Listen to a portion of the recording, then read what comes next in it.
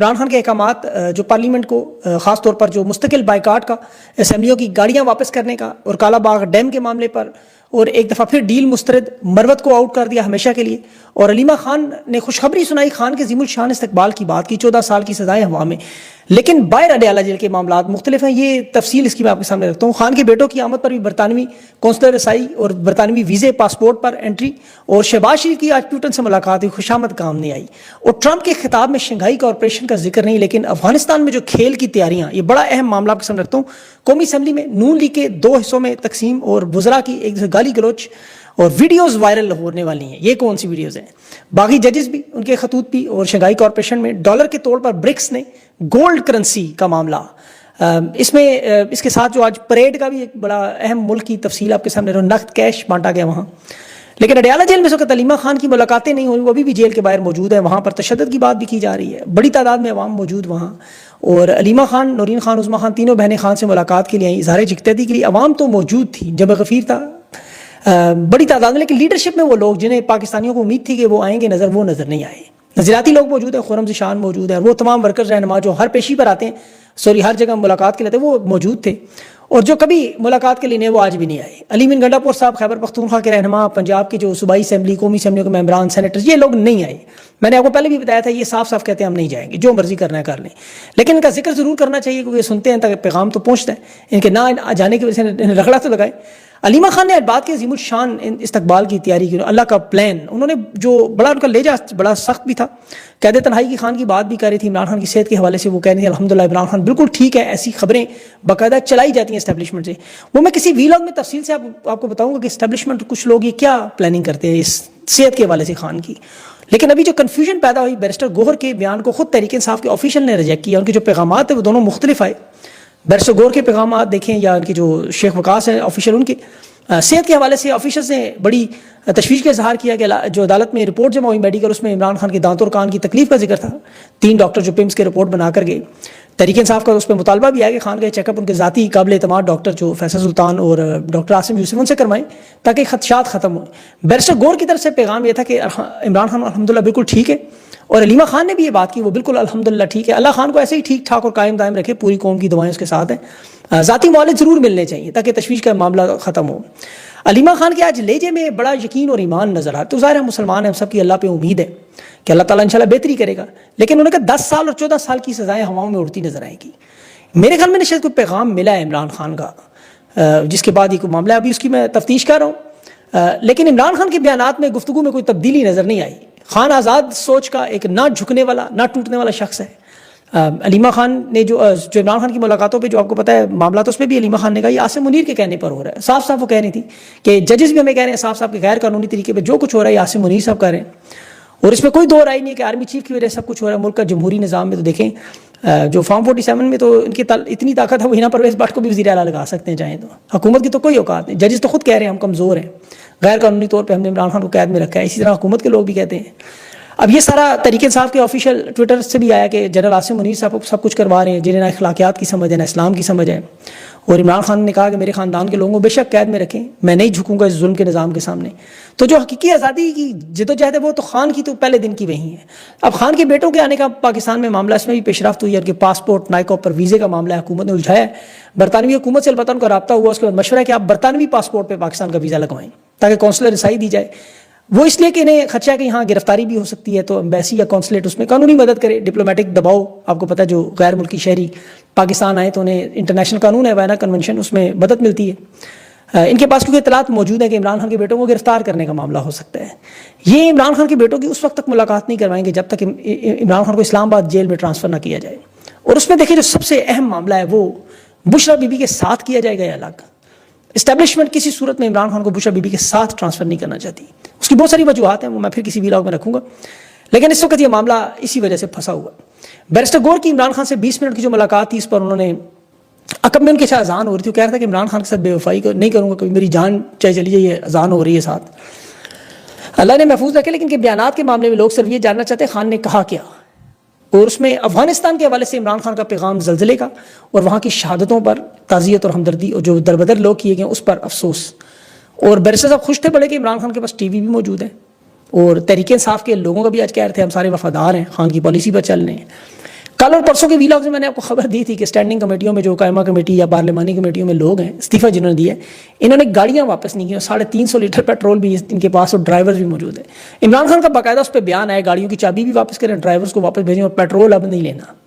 وہ تمام مراد جو انہیں مل رہی تھی وہ واپس کرنے کی سختی سے ہدایت کی ہیں, یعنی پیغام خان تک پہنچ گئے. اب اس میں ایک اور بڑی اہم بات, کالا باغ ڈیم کا ذکر ہوا, اس پہ بیرسٹر گور نے بھی ڈیم کا ذکر کیا. اس میں بڑی متضاد خبریں. عمران خان کو تو دیکھیں, جو باقی لوگ کہہ رہے ہیں کہ خان سے یہ بات نہیں ہوئی کالا باغ ڈیم کے بارے میں, لیکن اسٹیبلشمنٹ نے بیرسٹر گور کے اس بیان کو بڑا سراہا کالا باغ ڈیم پہ. اب اتفاق رائے سے ڈیم بننا تو سارا ملک جانتا ہے, اور علی امین گنڈا پور نے بھی کالا باغ ڈیم کا معاملہ اٹھایا. پیپلز پارٹی, نون لیگ, اسٹیبلشمنٹ تینوں کے سامنے بھی یہ بات رکھی ہے. ویسے تو انہیں اس وقت میرے خیال میں پشاور جلسے کی طرف فوکس زیادہ رکھنا چاہیے, کیونکہ پشاور کا جلسہ اہم ہے. کالا باغ ڈیم تو آپ کو پتہ ہے کوئی دنوں میں, ہفتوں میں, مہینوں میں بننے والا کام ہے نہیں, اور اس وقت تو کی پارٹی کے اندر بھی اتفاق رائے چاہیے. اسد کیسر کا بیان آنا آپ سن لیں, وہ کہہ رہے ذاتی اسٹیٹمنٹ ان کی, علی مادر شیخ کا سنیں. تو یہ ایک بہت بڑا معاملہ ہے. میرے خیال میں ابھی یہ چھوٹے چھوٹے مسائل پہلے حل کر لیں, یہ بڑی بات ہے. عمران خان سے مل لیں جا کے, جو سب سے بڑا معاملہ ہے ان کے لیے. آج شنگھائی کارپوریشن پر ڈونلڈ ٹرمپ کی 2 بجے جو بریفنگ تھی, اس میں اس معاملے کی بات تھی, لیکن یہ بیان نہیں دیا گیا کوئی بھی, بلکہ اس کانفرنس کے نتیجے میں ہونے والی جو کاوش کو سبوتاج کرنے کے لیے چین کی تمام ایفرٹ کو افغانستان کی سرزمین کا انتخاب کیا جائے. یہ میں آپ کو بڑی خبر دے رہا ہوں. یہ جو شنگھائی کارپوریشن کانفرنس میں ورلڈ آرڈر کا اور برکس کی نئی کرنسی جو سامنے آنے والی ہے, افغانستان سے اب یہ سازش شروع کرنے کا معاملہ ہے. اور اس میں دیکھیں خان ویژنری رہنما ہے. عمران خان نے جیل سے افغانستان کے بارے میں تعزیت کی, افسوس کیا, جن کو ملک بدر کیا جا رہا ہے ان کے جو بھی زلزلے کا افسوس کیا. خان کو آنے والے حالات کا اندازہ ہو چکا ہے. یہ ویلاگ سنبھال کے رکھ لیں آپ, میں آپ کو بتا رہا ہوں کہ بہت بڑا معاملہ ہونے جا رہا ہے. امریکہ کے پاس اس پورے معاملے کا توڑ افغانستان میں, اور اس میں آپ علی امین کی ایک سٹیٹمنٹ دیکھیں کہ ہمارے پاس ایک سنائپر رائفل موجود نہیں, ایک بلٹ پروف گاڑی نہیں, اور یہ ہمیں کہہ رہے ہیں کہ ان کا مقابلہ کریں جنہوں نے 127 ممالک کو, امریکہ کو, افغانستان نے شکست دی. یہ ذرا ذہن میں رکھیں بات, یہ بہت بڑی سٹیٹمنٹ ہے. اب یہاں چونکہ چین نے, روس نے, ہندوستان نے ورلڈ آرڈر کا معاملہ سامنے رکھا اور ڈالر کو چھیڑا. ڈالر کو چھیڑنے کا مطلب آپ کو پتہ ہے, اب یہاں امریکہ کا جو افغانستان میں چھوڑ جانے والا $7 ارب کا اسلحہ ہے وہ ٹھیک کر کے قابل استعمال ہو چکا ہے, اور یہ $7 ارب کا پاکستان سے زیادہ اسلحہ افغانستان میں موجود ہے. اب جو گروپ وہاں موجود تھے لڑنے والے, وہ سارے اکٹھے ہو کے ایک فوج بھی تیار ہوئی ہے. باقی جو ان کے پاس فالتو جنگجو ہیں, آپ کو پتہ ہے کچھ تو حکومت میں آ چکے ہیں, باقی جو فارغ بیٹھے ہوئے ہیں, جن سے اس معاملے پر ابھی زلمے خلیل زاد نے بھی بار بار توجہ دلائی کہ ایسا نہ کریں, بہت بڑی آگ لگانے کی کوشش, نفرت بڑھانے کی, پراکسی بنا کے پاکستان کو افغانستان سے لڑانے کی. دیکھیں یہ شہباز شریف ماضی میں کہا کرتا تھا کہ خیبر پختونخوا میں جو کرنا کریں پنجاب میں نہ ہے, اب وہ پنجاب کی طرف آ جائیں گے. یہ امریکہ کی اگر خدا نخواستہ پراکسی بنے, یہ معاملہ بڑا خطرناک ہوگا. یہ امن و امان کا معاملہ ہے. انہیں تو اس چیز سمجھ نہیں آ رہی اقتدار کے لالچ میں, یہ دہشت گردی کی تنظیمیں اور یہ آپریشن دیکھیں جنگ و جدل کبھی بھی کسی مسئلے کا حل ہو ہی نہیں سکتا. اگر جنگ ٹینکوں سے, بمباریوں سے کوئی ملک ٹوٹتے تو آپ کے سامنے میں بہت سی مثالیں دیتا ہوں. سیاسی عدم استحکام, معیشت, یا جو غیر جمہوری اقدامات ہوتے ہیں, یا سب سے بڑھ کر فوج اور عوام کے درمیان نفرت, ان سے ملک ٹوٹتے ہیں. ملک تو خوشحالی, جمہوریت, انصاف سے بنتے ہیں. 1971 میں بنگلہ دیش دیکھیں, مینڈیٹ چھیننے, عوامی رائے کا احترام نہ کرنے, سیاسی عدم استحکام اور امریت کے نتیجے میں ٹوٹا. وہ معیشت کے حوالے سے نہیں ٹوٹا, معیشت کے حوالے سے سوویت یونین ٹوٹا. دنیا کا سب سے مضبوط ترین ملک تھا, تگڑی فوج تھی, معیشت تباہ ہوئی, 16 ملکوں میں تقسیم ہو گیا. اب آپ جنگ لڑنے والے ملک دیکھ لیں, ویتنام 1945 میں آزاد ہوا, 10 سال بعد امریکہ نے حملہ کیا, 1955 سے 75 تک 20 سال جنگ لگی رہی. اب ویتنام کی حمایت میں اس وقت سوویت یونین اور چین دونوں تھے. جنوبی ویتنام اور شمالی ویتنام کا جھگڑا تھا. جنوبی ویتنام کی حمایت امریکہ اور وہ کر رہے تھے, شمالی کی یہ سوویت یونین اور چین. اب ویتنام ایک کمزور سا ملک, اور امریکہ اتنا طاقتور, اس پہ حملہ کر کے قابو نہیں پا سکا. گریلا جنگ ہوتی رہی. امریکہ کے 58,000 فوجی, اربوں ڈالر کا نقصان ہوا. پھر 1973 میں پیرس میں معاہدہ ہوا, اور پھر شمالی ویتنام نے جنوبی پر قبضہ کر لیا, امریکہ ہار گیا. اب افغانستان میں بھی یہی ہوا, 127 ممالک سے لڑتے رہے, $1 ارب کا اسلحہ لگایا, 3500 فوجی بھی کام آئے, لیکن افغانستان پر قبضہ نہیں کر سکے. آج وہ 4 سال سے حکومت بنا کر قائم دائم کام کر رہے ہیں اپنا. 15 اگست کو وہاں دیکھیں, افغانستان نے باقاعدہ جشن بھی منایا اس کا 4تھا سال. اور آج ویتنام میں 80 سال ان کی یوم آزادی کے, لاکھوں لوگ سڑکوں پر موجود ہیں. وہ اپنی جنگی طاقت, ہیلی کاپٹر, لڑاکا طیارے بھی دکھا رہے ہیں, اور اپنے 10 کروڑ شہریوں کو ہر ایک کو 1 لاکھ ڈونگ, جو ان کی کرنسی ہے ویتنام کی, $3 اور 80 سینٹ بنتے ہیں, وہ بھی دے رہے. 13,000 قیدیوں کو بھی چھوڑ رہے. تو یہ ملک جنگوں سے نہیں ٹوٹے کبھی بھی, یہ بلکہ ترقی کر کے ان غریب ممالک سے نکل کر لوور مڈل کلاس انکم ممالک میں آ گیا, متحرک ہوتی ہوئی معیشت بن گیا ہے. GDP $352 ارب کی ہے, 6.9 کی سپیڈ سے بڑھ رہی ہے. 132 میں سے 46ویں نمبر پر ہے وہ اس وقت. ٹیکنالوجی بھی چلے, وہاں کوئی جنرل باجوہ نہیں ہے, امریت نہیں ہے. اس لیے تو یہ ان کو سوچنا ہوگا, یہ کام نہ کریں. اب سیلاب کی صورتحال میں ستلج پہ گنڈا سنگھ پر وہاں پر اونچے درجے کا سیلاب ہے، دریائے راوی میں اونچے درجے کا سیلاب ہے، چناب میں معاملہ ہے. اس کے علاوہ جو نقشہ شاید ایسا چل رہا ہو، میرے سامنے تو چل رہا ہے، اس میں پورے علاقے میں اگر آپ دیکھیں تو منگلا ڈیم سے ہوتے ہوئے مرالا، شیخو پورہ، فیصل آباد، یہ پانی وہاں سے پورے پنجنت کی طرف جا رہا ہے، رحیم یار خان کے پاس، گڈو بیراج کے. اور اب جو بڑا مسئلہ ہے وہ ہندوستان کی طرف سے دریائے چناب میں ایک اور بڑا سیلابی ریلا آنے کا انہوں نے دے دیا اطلاع. ان کا ایک دریائے توی ہے جو جموں کشمیر سے نکلتا ہے، وہاں سیدھا پاکستان کے صوبہ پنجاب ضلع سیالکوٹ میں داخل ہو کے پھر چناب میں جا کے ملتا ہے. اب بھارت نے اگر دریائے توی کا پانی چھوڑا جو وہ بتا چکے ہیں تو اس پانی کا بہاؤ بہت زیادہ ہے. یہ سیالکوٹ، گجرات، وزیر آباد، حفص آباد، چنیوٹ، یہ سارے جھنگ سمیت تمام خطرے میں. پانی کی سطح بہت زیادہ بڑھ جانی ہے، پھر آگے شور کوٹ ہے اور پھر جو باقی گاؤں ساتھ لگتے ہیں وہ سارے کے سارے متاثر ہوں گے. اور یہ بڑا خطرناک معاملہ ہے. اس میں پہلے ہی دیکھیں وہاں کھڑی فصلیں چاول کی، کپاس کی، مکئی کی تباہ ہو چکی ہیں، اور یہ اب اتنا زیادہ پانی ظاہر ہے پھر آگے اور مزید نقصان بنتا جائے گا.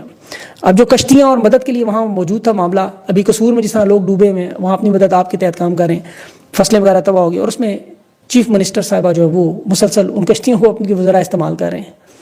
اب یہ انہیں اگر اطلاع وقت پر ملی پیش یہ بند باندھ لیتے تو معاملہ حل ہوتا. مریم نواز تو کہہ رہی تھی ہماری فیکٹری کی طرف پانی جاتا تو ہم اس کو روک لیتے. رمضان شوگر مل اب کن کی ہے وہ سارا پاکستان جانتا ہے. ان کی کشتیوں کی وجہ سے معاملات زیادہ خراب ہوئے، امداد رکی ہے. انتظامیہ کی ان کے پروٹوکول میں جو لگی رہی، اس دوران انتہائی قیمتی وقت انہوں نے ضائع کیا، لوگوں کی مدد کرنے کا، مویشی بچانے کا، بڑا قیمتی وقت ضائع کیا. اس سے نقصان کی شدت میں بہت اضافہ ہے. میرے پاس اطلاعات آئی ہیں، دیکھیں کہ حکومت اب 6 ستمبر یا 11 ستمبر کو سیلاب کے لیے شاید ستارہ خدمت دینے کا اعلان بھی کر دیں، کیونکہ مریم نواز کو کہہ رہے ہیں کہ انہوں نے 10 لاکھ لوگوں کی جان بچائی اور 7 لاکھ مویشیوں کو محفوظ کیا، انہیں ستارہ خدمت دینا چاہیے. اور نور جہاں کے پتر تو ظاہر ان کے ساتھ تھے.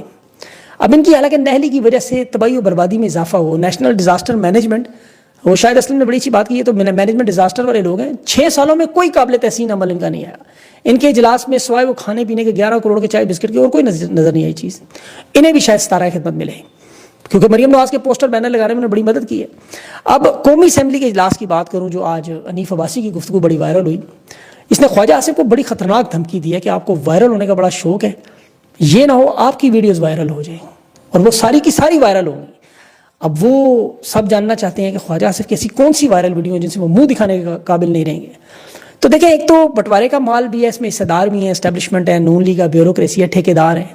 اور مجبوری یہ ہے کہ جس کے ساتھ ڈیل ہے اسٹیبلشمنٹ، ان کا بڑا سادہ سا فارمولہ ہے کہ وہ کہتے ہیں یا تو ہمیں سارا حصہ دو تو یا پھر سارا حساب دو. یہ اب حصہ دینے کی پوزیشن میں ہے، حساب ان کے پاس تھا نہیں. اب اس لیے مشکل ان کے لیے پڑ گئی ہے. اور یہ خواجہ آصف نے جو بیوروکریٹس کو چھیڑا ہے وہ خاص طور پر اب وہ نواز شریف کے انتہائی قریب ہیں. یہ دونوں کچن کابینہ کے یاد رکھے ممبر ہیں. اس میں سینیٹر احمد خان کا معاملہ، اور وہ نواز شریف کا پیغام آج حنیف عباسی نے دے دیا ہے کہ بیوروکریٹس کو آپ نے کچھ نہیں کہنا ورنہ آپ نہیں بچیں گے. ان کو باقاعدہ تحفظ دیا جا رہا ہے. اور جو ٹھیکیدار ہیں سینیٹرز کی لڑائی میں وہ اب دوسرے مرحلے میں داخل ہو چکے. کہ ڈان نے آج اخبار میں خبر دی ہے کہ اربوں مالیت کے جو راجن پور اور ڈیرہ اسماعیل خان کا منصوبہ ہے اسے کالعدم کرتے ہوئے نیشنل ہائی وے اتھارٹی کو حکم دیا ہے کہ سینٹ کی قائمہ کمیٹی نے دیا ہے کہ تمام بولیوں کو آپ کینسل کریں. اس میں جو ایشین ڈیولپمنٹ بینک کے 170 ارب کے منصوبے، کتنی بڑی رقم ہے، اس کے لیے جو انہوں نے نقلی کاغذات دیے ہوئے تھے وہ ٹھیکیداروں پر مشتمل جو ایک جوائنٹ وینچر بنا تھا وہ بلیک لسٹ لوگ تھے. یہ چیئرمین سینٹ کو چین کی کمپنی نے خط لکھا ہوا تھا. اب اس میں 2 منصوبے یہاں سینٹ میں آپ کو پتہ ہے، ایک وہ NXCC کمپنی ہے جو پہلے ڈسکوالیفائی ہو چکی تھی، انہیں یہ دوبارہ ٹھیکہ دیا گیا. تو اب ان کی کرپشن میں ظاہر ہے بہت بڑا ہاتھ ہے. خواجہ آصف کا فرنٹ مین بھی پکڑا ہوا ہے، مریم نواز کے بھی فرنٹ مین کو گرفتار کرنا چاہتے. تو اس لیے ایک پورا نیٹ ورک ہے ان لوگوں کا، جس پر یہ ہاتھ ڈالیں گے تو وہ پھر اسی لیے ان کی چیخیں آپ کو سنائی جا رہی ہیں، کبھی پرتگال کے نام پہ اور کبھی اس طرح. ابھی تو دیکھیں پیپلز پارٹی بھی میدان میں آئی ہے اور پہلی دفعہ پنجاب میں ندیم افضل چان اور منظور احمد نون لیگ کی حکومت پر بیڈ گورننس پر لوٹ مار اور مافیا کا الزام لگا رہے ہیں. اچھا ان کا دکھ تھوڑا سا مختلف ہے. ابھی وہ ان کا ٹچا ہے مریم نواز صاحبہ کے دادا جو ہے